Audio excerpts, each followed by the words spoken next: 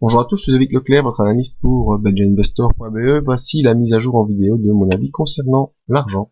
L'argent coté en dollars, eh bien vous voyez cette semaine, une semaine assez neutre sur les clôtures, même si en intraday on a eu des séances assez volatiles, vraiment.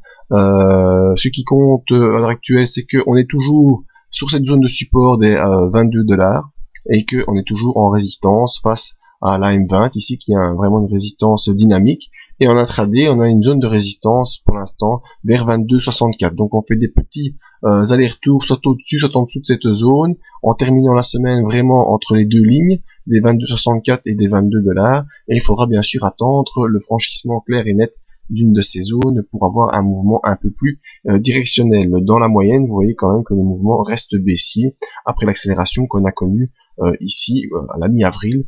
Eh bien, ce mouvement reste toujours baissier pour l'instant.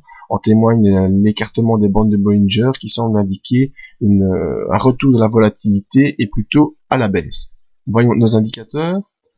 Rapidement, le RSI toujours en zone d'accélération baissière, en pression baissière, le RSI. Et ici, comme je l'expliquais dans les différentes vidéos que je suis en train de faire pour l'initiation à l'analyse technique, on voit que la zone de résistance ici, c'est vraiment parler de zone, est en train d'être testée pour l'instant sur le MACD. C'est pas clair, le signal est à plat. Le MACD fait des petits rebonds, enfin des petits croisements baissier, haussier, baissier, haussier.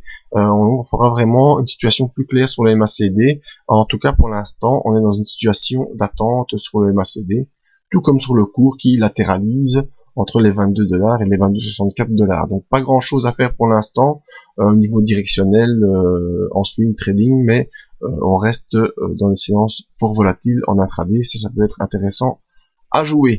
Donc je vous donne rendez-vous à partir de mardi matin pour le suivi de cette analyse et peut-être un signal soit d'achat soit de vente au niveau technique, en tout cas sur ce graphique de l'argent.